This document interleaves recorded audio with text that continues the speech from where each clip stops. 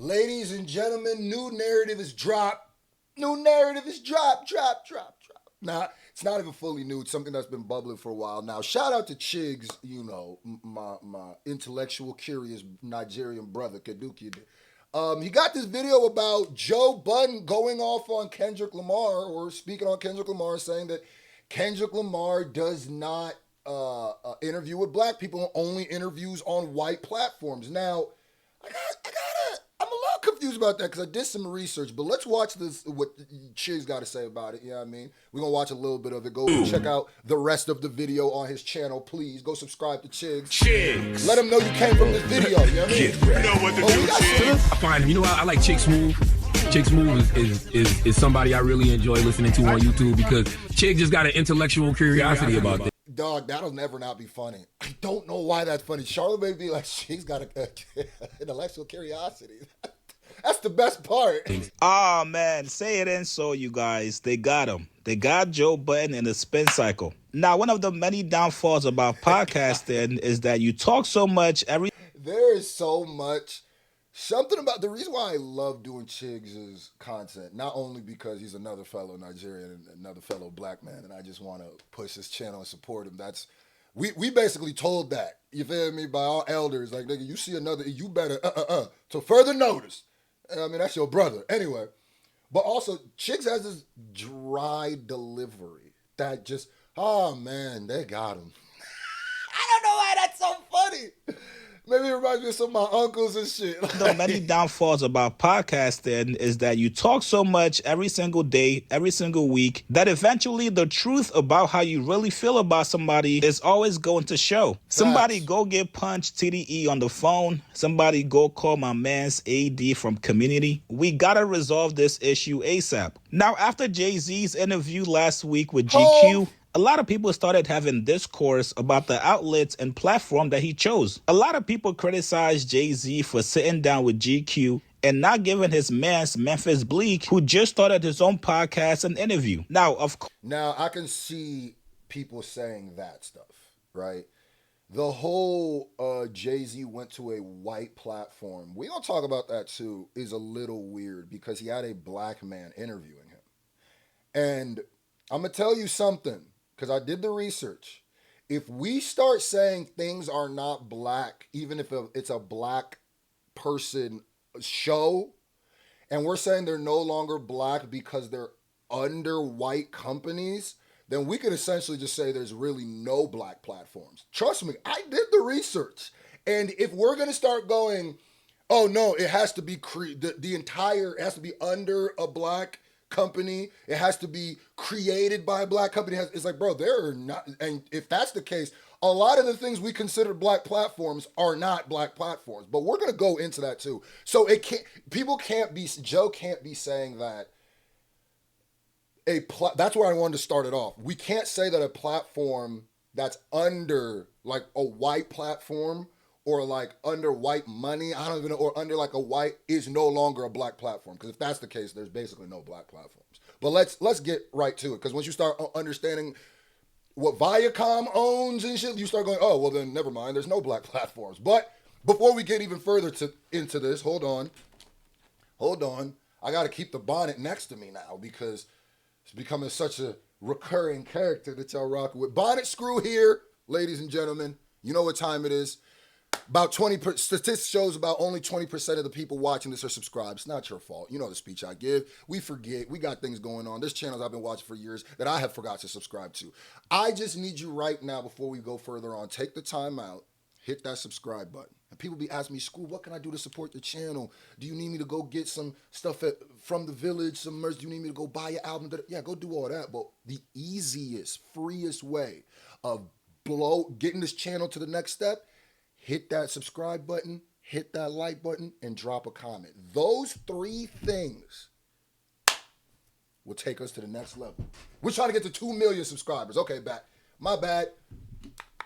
Let's get back to it. Of course, Jay-Z could have sat down with anybody and the interview would still do great numbers. Why he chose GQ to sit down with as opposed to other platforms, that's completely up to him. And now, like I was saying, I understand the people saying, why didn't he go specifically to Memphis Bleak? Because that's his man's in him, right? Now, understand, and no matter what, it's not about, I got to make it the biggest I can. Jay-Z coming back and doing an interview is going to be big no matter where he do it. I see that on the homie stuff. I'm not going to buy into the, he's only doing white stuff. We're not going to do that. And I'll show you why in a little bit. Even Memphis Bleak himself really doesn't care that Jay did not sit with him. He responded back to somebody on Twitter that said, no matter who Ho sat with, y'all would have something to complain about. Had he sat with Bleak, niggas would be like, of course he sat with his friend. He wasn't trying to ask him tough questions. Don't try to make this a friendship issue. Y'all was gonna complain regardless. Bleak responded back saying, yes, all facts. And I'm not asking nothing they want to hear. I'm asking Jay, why you ain't past that Billy plug yet? And Exactly. Exactly. Free Life cooked that one. Yeah, exactly. Exactly. Like, y'all just looking for a reason to complain. He had a black man interview him. Shut up, nigga. Shut up. Because had he been there, you'd be like, softball. And stop being mad on the behalf of niggas. Like, and even if I die, he's in my will somewhere. So he could just kick back and chill somewhere. Oh, yeah. He don't even have to write rhymes. The dynasty, like my money lasts 3 lifetimes. Nigga, if my homie's a billionaire and puts me in his will, that nigga don't gotta look in my direction again, nigga. You know how much I would look like a piece of shit? It was like, yeah, I know that, I'm getting a piece of your empire. I get it. But I couldn't get an interview, nigga? Like, what, nigga? He's right. A lot of times, the legacy media platforms will only ask questions relating back to the 90s when Jay was selling drugs. We don't want to hear that shit in 2026. Me personally, I thought the guy that Jay did the interview with, Frazier, he was actually a pretty good interviewer. He asked Jay a lot of relevant questions that people have been wondering. If anybody wanted to hear about Jay's drug dealing past, y'all go listen to his old records. Now on the Joe Budden podcast page, Mr. OJ, go buy my old albums. Ooh. They were discussing this topic, and while Joe Budden was addressing it, he actually called out Kendrick Lamar and SZA for really only sitting down and doing interviews with white platforms. Here's what they said. That was probably just a setting that he was trying to choose. When you somebody high up, you could pick what type of interview you want to have. Come on, say that stupid Memphis Bleak shit you said. I didn't say Memphis Bleak, but what happened was what was going on the internet was people saying, like, how would you have your man have a podcast and you do it for GQ when Bleak just started a podcast? But outside of Bleak, the bigger argument from people was there's a lot of independent folk, there's a lot of black folk. If you're championing black entrepreneurship, black self-determination, all this other shit, why would you do the one interview you're going to do in the next 5 years? Why would you do it with GQ and not? I love Mark Lamont Hill. Mark Lamont Hill, to me, is the greatest addition to the Joe Budden podcast. He actually made me start listening to the Joe Budden podcast again. But you're just wrong here. And maybe it's like opinionated. And Mark Lamont Hill is one of the wisest people. Like, you know what I'm saying? I respect him so much. I'm not even going to speak. I'm not even going to roast him. And I roast everybody. You know what I mean? But like, what? I get what you're saying and how it sounds, but if you fully think about it, it doesn't. Why didn't you go to a black? We're going to talk about it. Independent or black. We're going to talk about that. You're going to do it in the next 5 years. Why would you do it with GQ and not with somebody from the culture? That was a lot of people's criticism. Damn, But Frazier is the culture. Thank you. He's an employee for GQ. They gave him a cover. They did a photo shoot. It makes sense. Yeah, but the question wasn't so much like, could you do it with why'd you do it with a black White reporter? publication. Yeah, it was. So what you about to do? It's about the outlet. The platform. For black Yeah. beat? It's about the outlet. It's about the outlet. So you gotta look at it like this. That Frazier guy, you gotta look at his interview, like basically like his show on the GQ channel. It's uploaded on the GQ shit. You gotta look at it like that's his show, right? I guarantee you it's not gonna be his last time. He's gonna keep doing it. So you gotta look at it more like GQ is the channel or the company, and the Frazier person was his show. Remember that. He was gonna do it for black beat. And according to that, that makes it not a black platform. Okay. He was gonna do it for. You know what I'm But here's the saying? thing: if you're Jay-Z, I mean, and I'm not necessarily, I'm not that invested in the argument, but Jay-Z's gonna get 1 million views in a day, no matter where he does it. Like you said, he's not that invested in the argument, so maybe he hasn't even fully thought it through. So GQ's not doing Jay-Z a favor. I get why some people go to the big outlets because they need to look. Jay-Z can. If Jay-Z came here, see what with Joe Budden. if Jay-Z went on It doesn't my matter. platform, if Jay-Z went on your platform, wherever, like yours, whatever, like he still would get the same views. I don't know about that. I don't like that I argument. agree with Mark. I don't Jay-Z like could that go argument. to talk to my next door neighbor. The quotes are going to go viral. agree doesn't with matter. that, but I it's think gonna be a there's big other. difference between 1 million or 2 million views and 300 million. If he goes views. and sits with Shannon or us or Nori or something, it's going to get bigger numbers off Rip. Just because the size of that platform already. Boom. So why not do it? I'm not saying he should, but I'm just saying that why shouldn't he?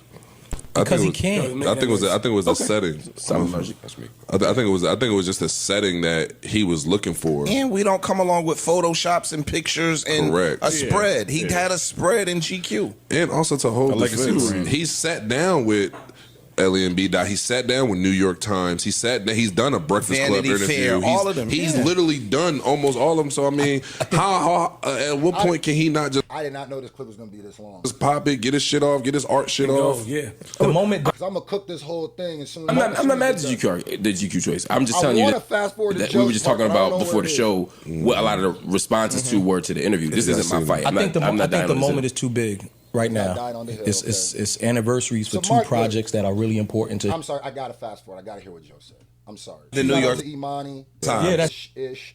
That's it. That alone is enough platform. There might be another time, like you said, he's done. Us considering him God damn, boy. You're supposed to be pro culture. Okay, there we go. Here we go. the podcast. Yeah, all that criticism about fucking you supposed to be pro culture, but you sit over here. Yeah, I understand it when it come to Kendrick and SZA. Yeah. Those are two motherfuckers that you're gonna see on all the white outlets and never see with Jay's black done people. And I done told them that. I done told all the TD niggas that. That's how I feel about it. Yeah. But Hov, like you said, sat with everybody. Too. Now, Joe Coy. All right, now I need you to go watch what Chiggs says because I'm sure Chiggs cooks him too.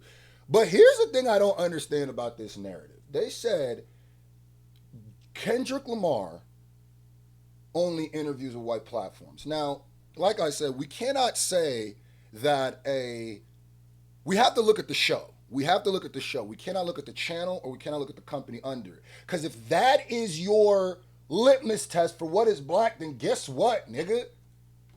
Rap City The Basement wasn't a black platform. 106 in Park wasn't a platform. You know why? Because they're owned by Viacom.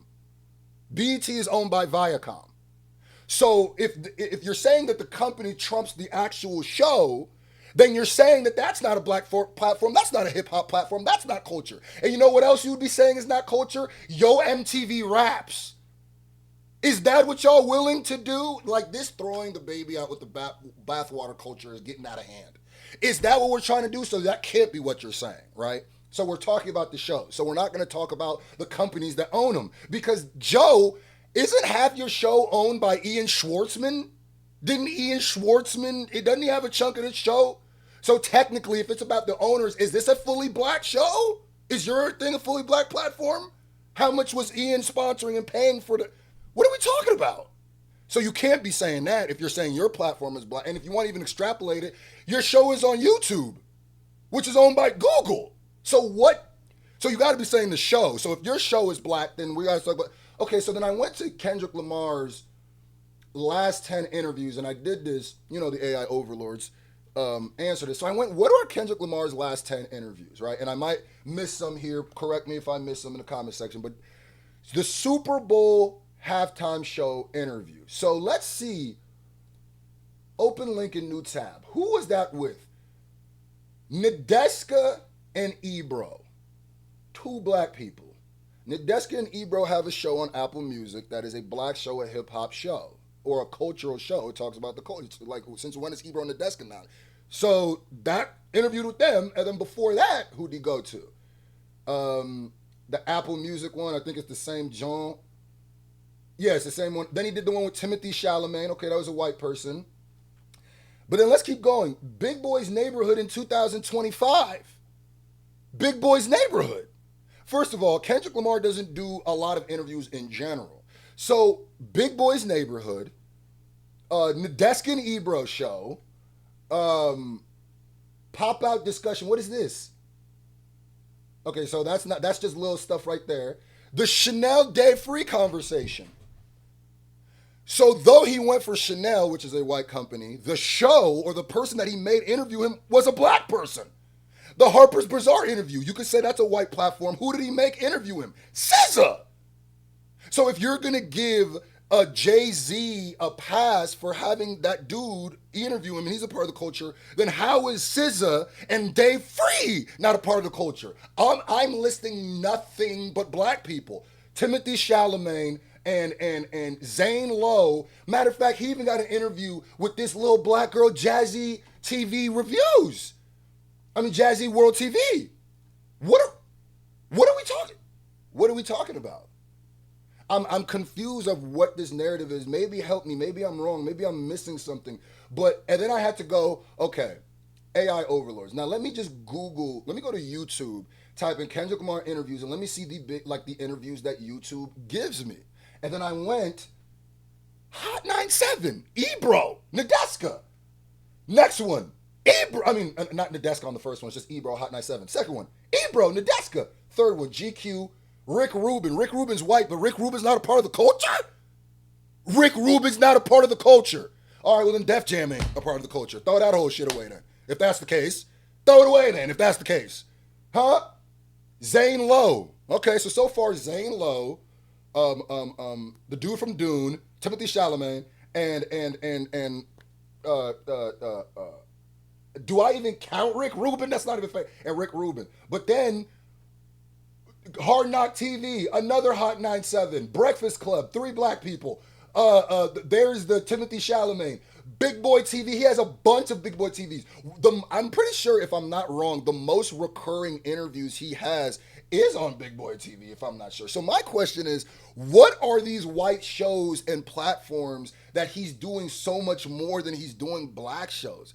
We know what it is, Joe. You're mad he's not going up there and doing the interview. But look at how wishy-washy you are. Look at how wishy-washy you are.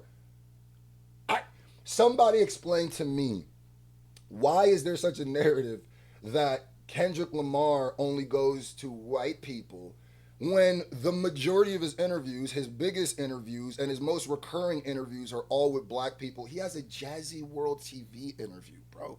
You know how many rappers would walked right past her and wouldn't give her an interview? I just need to know this. Are you just saying that he shouldn't interview? And like I said, we cannot start this if it's a white platform or if it's white money or if it's a white company. It's no longer, even though the show is hosted by black people or created by black people, it's no longer, because if that's the case, there's no black platforms then. There's no hip hop platforms. And that would include the Joe Budden show. Because I need to know how much Ian Schwartzman owns of that, how much Ian Schwartzman has to do with the building of that. I need to know you get paid by Google just like I get paid by Google, brother. You feel what I'm saying? You got paid by Spotify too, brother. So I need to know, what is your criteria for a black show? Because I'm pretty sure you were saying Everyday Struggle was a black show, right? And that was on Complex, right? You were saying that was a hip hop show. And look who has a Complex interview. Yeah, it's old, but Kendrick don't do a lot of interviews. Kendrick Lamar. So I just need to know, where is this narrative getting created? I feel like it's more just salty grapes and stuff like that. And at the end of the day, if the show is hosted, created, curated, or moved by a black person, it is black, a hip hop thing. It is. If that's not the case, then nothing is. You need to show me then hip hop isn't hip hop. Then hip hop isn't a black platform if that's the case, because the biggest record labels are, guess what? Are they owned by black people? Were they created by black people? No. So if that's your litmus test, nothing is black owned, nothing is hip hop, and nothing is of the culture. So I don't know how Universal owns pays a lot of hip hop, puts out a lot of hip hop. If we took away all Universal and all the white companies and said, let's just leave it to black companies, there would be no more, you know what I'm saying? We might just have goddamn Rap-A-Lot, and I'm not even sure about that. If I do my research, I'm pretty sure there's money coming in from somewhere else. So I'm just saying, I don't understand it. I don't get it. What is your criteria for this? It seems like even when Kendrick goes on traditionally white platforms, he has a black face giving the interview, which is actually giving him and SZA a look. So just say you want him at your show, brother. Just say you want him at your show.